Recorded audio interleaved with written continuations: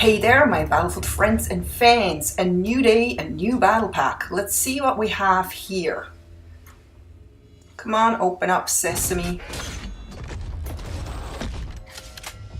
This looks like a Lewis gun. Yes, it's the Royal Order edition. I'm definitely gonna add that to my inventory. Game ready, join now. Of course, let's go. This is the Monte Grasso map, which plays in the Italian Alps. I absolutely love this map because it actually makes me miss the European Alps quite a bit. I spent so much time in the Alps and I can't wait to go back there. It looks exactly like in real life. The graphics are so incredible that you can actually see every single rock, no matter how tiny, and every piece of sand grain like in real life. I just absolutely am amazed about what a good job DICE did on this map. So like so many other Battlefield maps, Battlefield 4 included, this is all about the B flag here, which is high up in the hills with a bunker underneath. I love defending this flag as it can get pretty crazy up there with enemies trying to attack from all different sides. And I'm in here in the bunker and I'm gonna learn pretty soon here that there's a hole behind me in the wall, which I didn't even notice, and someone shot me through it. So you gotta be very careful. That happens a lot there. So the door is usually locked, you can't get in. And unless you get to kill the people inside, they're gonna just keep shooting you. I had to learn that the hard way. And I'm sure I'm not the only one this happened to. So you would think that this map is an all sniper map, but you are actually better off with a fast close quarter weapon, especially since it's not as open as it appears at first. And there are also quite a few indoor areas like the bunkers and the tunnels that connect to different locations from flag to flag. And then there are also a couple of houses that you probably find an enemy here and there in. So you are doing just fine. I had a really good time with the Lewis gun here. I didn't have any problems using it in this map. And there's something in this map that I didn't know at all. I was completely unaware, and that's the so-called fortress gun, which you can see here on the B flag. It's actually on top of the hill, and I was kind of wondering, I thought it's just kind of like a prop, you know, it just kind of looks cool. But it's not like so many things where you see like a dead tank or something, but you can actually not use it, or a car or something like that, or a stationary gun, and you can't use it. And this gun is actually active. It's just kind of like a volcano. All of a sudden it erupts. And so how does this actually work? Well, I found out that there are actually people are actually able to control this so-called fortress gun inside one of the bunkers. And I'm pretty sure I know which bunker it is. I just haven't been able to yet to go and explore it because I was just so busy defending this flag that I couldn't focus on that gun too much. But you can see someone just tried to take it out, and I'm not really sure if you're able to just kind of damage it with C4 or a plane or the behemoth or something. I think you probably can't destroy it at all, but let me know if I'm wrong here.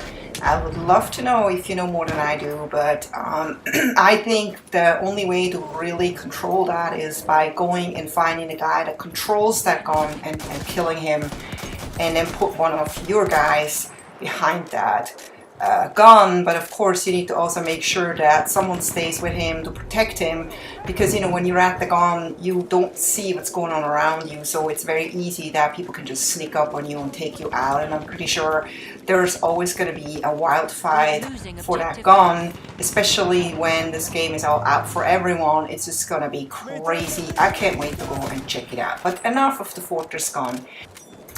As you can see, I kind of switched over to the cei-rigotti because it's much fun as the Lewis gun is to use. I just felt like I needed a gun that is better in taking out enemies on a long distance. And right now this is the best automatic rifle in my arsenal, and since it's an Italian weapon, it seems to fit nicely with this map actually. Well, You know, not that anyone cares, but I thought that was kind of like a cool coincidence. The only thing I don't like about this gun is the low magazine size. It only holds 10 bullets, which forces you to reload after almost every shot. And if you don't reload and you all of a sudden have more than one enemy approaching you and not enough bullets left to take them all out, you will die pretty fast. So you learn very, very fast to literally just reload after every shot, because you'll regret it sooner or later if you don't. Well, there is the sweeper rifle, which is a similar rifle with a magazine of 21 in the same class, which I believe is why a lot of people use it. But I felt like it didn't handle as well as the cei-rigotti, so for now I'm just gonna stick with the cei-rigotti if I use a rifle. I definitely can't wait though to unlock more guns and see what else there is. Maybe I'm gonna find a gun that handles and feels as awesome as the cei-rigotti but has a bigger magazine. That would be super awesome. It's funny, in Battlefield 4 I never used DMRs, which by the way stands for Designated Marksman Rifle, which is a rifle that basically fills the gap between infantry and sniper, exactly what I'm using right here. You can take people out close quarters and you can also almost snipe people. But in historic shooters, like also the Battlefield 1945 that I loved so much and played like crazy, I love to use those type of rifles. It just fits for some reason.